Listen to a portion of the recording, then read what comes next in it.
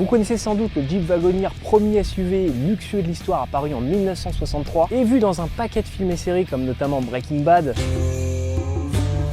Un monument de l'automobile américaine, tellement populaire qu'on en oublie celui qui devait le remplacer. Une déclinaison Wagoneer basée sur le petit Jeep Cherokee XJ. Vous connaissez mon amour pour le Jeep Cherokee XJ et là c'est juste un bonheur d'avoir cette déclinaison hyper rare qu'on n'a pas connue en Europe, qui a uniquement été prévue pour le marché américain. Là c'est juste le top du kitsch, le top du luxe à l'américaine. On est face à un look de bonne vieille familiale américaine, de bons gros breaks américains des années 70-80 avec ces magnifiques boiseries évidemment fausses, c'est pas du vrai bois. Mais l'illusion marche très bien. Tous ces chromes rajoutés, mais surtout cette face avant qui est vraiment unique sur le XJ, qui est propre au Wagoneer et qui nous rappelle vraiment les gros pick-up GM des années 70 avec ces doubles feux, ces doubles calandres, tous ces chromes. Ce que je savais pas, c'est qu'ici, on a des feux de croisement qui sont intégrés au centre. Voilà, ça n'a vraiment rien à voir de l'avant avec un Cherokee XJ qui était vraiment les modèles de base qu'on avait au catalogue. Le Wagoneer, c'était la déclinaison luxueuse extrême et il est juste magnifique. Il a une gueule folle et je pensais pas un jour en Europe trouver le propriétaire d'un de ces véhicules tellement c'est rare. Même aux US, ça devient de plus en plus compliqué d'en trouver. Aujourd'hui, que ce soit en Europe ou aux US, on trouve plus facilement des Jeep Wagoneer de première génération que ces déclinaisons sur base de Cherokee XJ. Donc c'était vraiment une occasion exceptionnelle. Je suis totalement amoureux, quoi. Pour moi, XJ plus boiserie, mais c'est le cocktail ultime. Alors on va détailler un peu la carrosserie parce qu'il y a beaucoup de choses à dire. On va vraiment voir toutes les différences qu'il y a par rapport à un XJ de base, toutes ces petites fioritures, tous ces petits détails qui en font un véhicule de luxe à l'image de ce qui se faisait dans l'Amérique de cette époque-là, même si ça commençait à être un peu la fin. Donc il y a un côté un peu collector, un peu déjà à l'époque d'avoir c'est pour la dernière fois ces figures de la famille américaine un peu de luxe.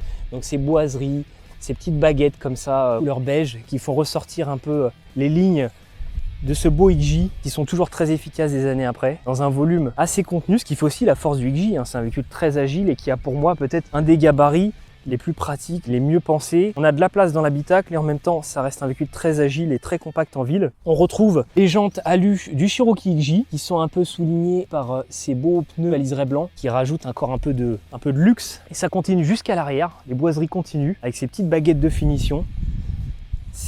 Il a vraiment une gueule dingue. Toujours des pare-chocs chromés aussi, qui était une option il me semble sur les Cherokee XJ de base, mais chez nous ils étaient plutôt recouverts de plastique. On a les feux US, ils sont du coup tout rouges avec des clignotants rouges. Il est vraiment dans un état dingue. Et ce qu'il faut savoir, c'est que du coup cette déclinaison Wagoneer du Cherokee XJ était censée remplacer le Wagoneer originel qui était apparu en 63. Et au final, les clients américains étaient tellement friands, encore tellement fans du Wagoneer de base, ils continuaient à l'acheter, que Chrysler a été plus ou moins contraint de faire coexister les deux. Donc en concession, on pouvait encore avoir le choix entre le Wagoneer originel qui avait un peu évolué et qui a continué sous la même forme jusqu'en 91. Je crois que c'était même les derniers véhicules de la production américaine à carbu en 91. Et ce Wagoneer qui était finalement plus moderne quand il arrive en 84, avec l'injection qui arrivait rapidement, avec des boîtes auto 4 vitesses, conception beaucoup plus moderne entre le Wagoneer SJ originel avec châssis séparé V8, cette fois-ci on passait sur du monocoque avec des plus petites motorisations plus efficientes, on reste sur du 6 cylindres, mais voilà, c'était quand même quelque chose par rapport au V8, c'était une évolution. La luxueuse Wagoneer. 2 Jeeps conçus pour une tenue de route et une traction idéale à 2 ou 4 roues motrices. 2 véhicules allégés pour vous donner plus d'économie d'essence que jamais dans une Jeep. Et au final, les deux ont coexisté. Et ironiquement, la carrière de celui-là s'est même arrêtée 1 an avant celle du Wagoneer originel. Sur cette version Wagoneer, on a aussi beaucoup de rajouts de chrome un peu partout, comme vous avez pu le voir par rapport au Cherokee XJ de base. Donc on a chrome rétroviseur, les poignées de porte, les entourages de vitres et cette magnifique galerie de toit. Tout chrome aussi, avec cette option très rare, le toit ouvrant. Donc là, on est vraiment sur un très bel exemplaire, franchement bien optionné, ça fait plaisir à voir. Et là, on retrouve un moteur qui va parler aux amateurs de Jeep, le fameux 4 litres, le 6 cylindres en ligne AMC, moteur mythique, réputé indestructible, qui arrive au milieu des années 80 dans la gamme XJ et qui est le moteur de base de ce Wagoneer Limited. Le truc qui fait flipper tous les mécanos, c'est la tonne de câbles électriques. C'est vrai que c'est pas très esthétique et ça peut faire peur quand on connaît pas. Alors ça n'empêche pas que c'est relativement fiable, mais c'est quand même un joyeux bordel qui est pas très esthétique. Ça, on sent les années 80, on sent l'époque de l'arrivée de l'électronique en masse et des capteurs dans tous les sens. C'est la période un peu bâtarde dite Renix, une fusion entre Renault et Bendix pour tout ce qui est gestion électronique. Mais voilà, dans l'ensemble, ça reste assez fiable et on est sur un 4 litres LO, donc low output. C'était les dernières années de cette version avant que Chrysler reprenne les rênes et qu'on passe sur les fameux 4 litres à chaud, high output. On passe alors de 177 chevaux à environ 190 chevaux. Ça fait le job et c'est un moteur, vous allez le voir, vraiment très agréable sur la route. Je pense le meilleur moteur sur le XJ de toute façon. On va passer maintenant à l'intérieur parce que la différence entre un Wagoneer et un XJ de base, elle se fait aussi à l'intérieur. Dans tous ces petits détails de finition, ce velours côtelé, ces fausses boiseries, ces petites pochettes, voilà, il y a vraiment un travail sur les matières, sur les couleurs. C'est vraiment d'un chic incroyable. Soit là, on a des boiseries qui vont jusqu'à la planche de bord, comme ça, et tous ces petits traits de chrome. C'est ultra kitsch, on est vraiment sur les dernières années de ce kitsch, hein, avant d'arriver sur beaucoup plus de sobriété dans les années 90, hein, que ce soit sur les XJ, le Wagoneer va disparaître, hein, de toute façon, puisque ça devient un petit peu désuet, à mon avis, à l'aube des années 90. Donc là, on a vraiment le témoin d'une époque bientôt révolue. On retrouve ce beau volant 3 branches qui donne un accent, un look un petit peu sportif. On mêle un peu luxe et sportivité.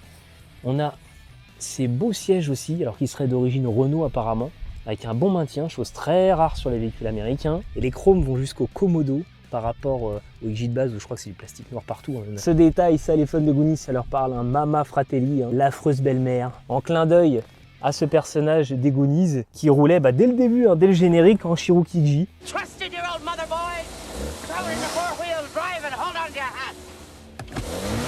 C'est vraiment très sympa, avec toujours du velours côtelé mêlé au cuir. Hein. Pour le coup, on est vraiment sur du cuir. Hein. Le Limited, ça déconne pas. Hein. C'est pas du Sky.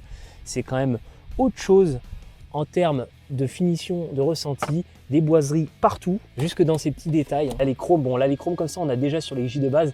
On a encore des boiseries là qui vont jusque là, jusque les entourages de boutons. C'est trop beau, c'est vraiment canon quoi. Moi je suis complètement fan de ce genre d'intérieur quoi. Ils ont vraiment magnifié le XJ de base. Hein. C'est une toute autre ambiance. On va passer à l'arrière. On retrouve ces petites portes typiques du XJ. Hein. On sent que presque à l'origine, il aurait été conçu comme un 2 portes. Les portes sont vraiment minuscules, mais pour autant, on a quand même une bonne habitabilité. Et puis le luxe continue, hein, avec tous ces petits détails de finition, là, ces différentes matières, les fausses boiseries, ce velours côtelé. Enfin, il y a quand même un souci du détail. On sent qu'on entre dans une autre catégorie avec le Wagoneer Limited. On a même ces jolies broderies Limited. On a des petites pochettes aussi à l'arrière. Option très rare aussi, le toit ouvrant. Ça, sur beaucoup de voitures américaines, c'est une option rare, et particulièrement sur ce Wagoneer Limited. Donc je vous ai dit, là, vraiment, on a dégoté un très bel exemplaire. Et on est plutôt pas mal. Alors, on n'a pas le plus gros espace aux jambes qui existe sur un véhicule américain, mais ça fait le taf, et il faut reconnaître qu'on a quand même un bon volume utile et un gabarit globalement qui est hyper compact. Hein. On passe au coffre avec ce volume de chargement bien carré et un petit peu entaché par cette roue de secours. Hein. Ça, c'est typique des Jeeps de cette époque. Encore que là, on a une galette qui prend moins de place que ce que j'avais moi sur mon XJ qui bouffait vraiment une bonne partie du coffre. Là, ça va encore. Et tous ces petits détails un peu kitsch, un peu sympa, hein. Comme ces petits rails comme ça chromés qui rajoutent toujours une touche de luxe. Et cette option aussi très rare, cet accessoire qu'on a du mal à retrouver, que les fans de Jeep XJ ont du mal à trouver. Donc la petite plage arrière qui vient cacher ce qu'il y a dans le coffre. Et c'est un véhicule extrêmement pratique, hein, parce qu'on peut facilement rabattre la banquette arrière et avoir un bon volume de chargement plat. Donc c'est vraiment le véhicule le plus pratique qui soit dans la gamme Jeep à cette époque. Bon c'est parti pour l'essai de ce Cherokee XJ en version Wagoneer Limited. On retrouve sous le capot donc le 4 litres, le fameux 4 litres AMC que j'avais déjà aussi sur mon XJ, la version LO 177 chevaux et boîte automatique à 4 rapports.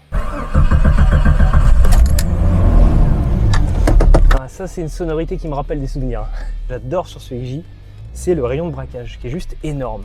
C'est hyper maniable, on va quand même faire une petite marche arrière.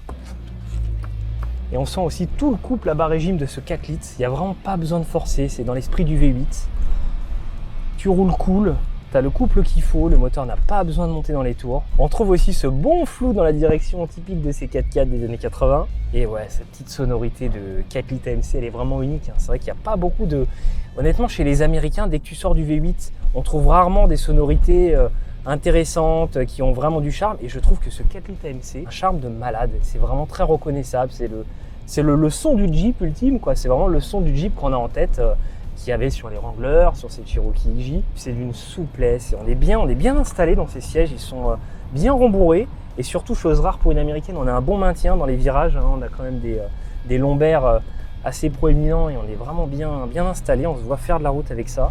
Cette boîte automatique 4 rapports qui est hyper douce. La fameuse boîte de transfert Selectrac qui permet de changer, de passer de propulsion à 4 roues motrices à temps plein ou en fonction des situations tout en roulant. Bon, là, on va rouler cool sur les petites routes, on va rester en propulsion. Il faut savoir quand même que sur le XJ, et j'en ai déjà fait l'expérience avec le mien, faut pas hésiter à passer en mode 4x4 dès qu'il pleut un peu, parce qu'on peut se faire des petites frayeurs, notamment sur les ronds-points si on va un peu vite. Ça a tendance à chasser facilement du train arrière, mais sinon sur une petite route sèche comme ça se conduit super bien et le comportement est quand même assez sain. On a quand même ces petits flous dans la conduite qui sont typiques des véhicules américains et notamment des 4x4 américains de cette période. Donc ça incite pas à avoir une conduite très sportive. Voilà, c'est vraiment fait. Même si le moteur en veut, on peut être tenté de rouler un peu fort avec parce qu'on a quand même un moteur qui en demande et qui est assez généreux en puissance. Il faut se rappeler que voilà, il n'y a pas grand chose qui suit autour.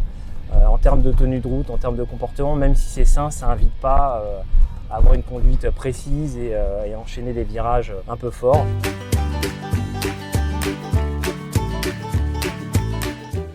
Bon, on s'est perdu dans un petit corps de fer, donc on va bien trouver une sortie. L'avantage avec le XJ, c'est que quelle que soit la situation dans laquelle tu te trouves, tu finis sur un petit chemin de tracteur, mais il est aussi à l'aise sur route qu'en pleine cambrousse. Donc de toute façon, tu te sortiras de toutes les situations. Il est plus agile que la plupart des 4x4 américains de cette époque, hein, quand on voit ce qui se fait un peu chez la concurrence, chez GM ou Ford, où on était sur des 4x4 beaucoup plus gros, beaucoup moins agiles, beaucoup plus lourds. Là, on a un peu moins peur d'attaquer, on a un peu moins peur de tenter les bourbiers avec ça, parce que ça reste quand même beaucoup plus agile, beaucoup plus raisonnable en termes de masse et de gabarit. Parce que le poids est aussi un handicap en tout terrain. La boîte passe comme du beurre. C'est vraiment aussi un excellent véhicule routier, quoi. On a quand même une bonne suspension, assez molle, comme on les aime. Elle n'est pas non plus exagérément molle comme on peut avoir sur certains SUV américains de cette époque. Et il est vraiment bien partout, ce XJ. Il n'y a aucun environnement dans lequel il n'est pas à l'aise. En plus, son petit gabarit, contrairement toujours aux SUV américains de la concurrence, lui permet aussi d'être pratique à utiliser en ville. On peut vraiment s'insérer partout, trouver de la place facilement. C'est un véhicule qui a aussi on va dire sa légitimité en Europe, qui a aussi contribué à son succès d'ailleurs. Pour une fois, on avait un véhicule américain qui était un peu plus adapté à nos routes. Ah, là, je suis à 80, cool. Il n'y a pas trop de bruit, il y a quand même quelques bruits de vent. Bon là, en l'occurrence, on va pas tricher, il y a le toit ouvrant qui est ouvert. Et c'est vrai, comme le rappelait son propriétaire, toutes les petites fioritures extérieures, tous les petits chromes, les petites ornementations, tout ça contribue aussi à créer des petits bruits. C'est plutôt bien insonorisé. On a un 4 litres qui est généreux en couple, qui est quand même... À l'époque d'ailleurs, il me semble que c'était un moteur qui donnait aussi un peu de fil à retordre au GTI. Hein, quand c'est sorti dans les années 80, c'était un petit 4x4 qui était reconnu pour sa pêche. Et là, vraiment, aujourd'hui, c'est toujours pas ridicule. Ce 4 litres vraiment est parfaitement adapté. On a le couple dont on a besoin. C'est smooth, c'est cool. Et en même temps, si on a besoin de dépasser, on a ce qu'il faut sous la pédale. C'est pas un de ces 6 cylindres ridicules comme on a pu avoir aux US, une alternative plus économique au V8. Non, là, c'est vraiment un 6 cylindres qui a des qualités et qui n'a rien à envier à un bon V8. Ce doux feulement là, propre à ce 4 litres AMC, je m'en lasse pas. Petite particularité aussi de ce Wagoneer Limited, c'est qu'il est équipé d'un système de freinage ABS, chose qu'on retrouve même pas sur les Cherokee XJ de base. Hein, je savais même pas que ça existait là-dessus. Donc on a aussi un freinage qui est en théorie quand même très efficace pour l'époque. On va quand même se faire une petite accélération, un petit 0 à 100 pour voir ce qu'il a dans le ventre. Oula.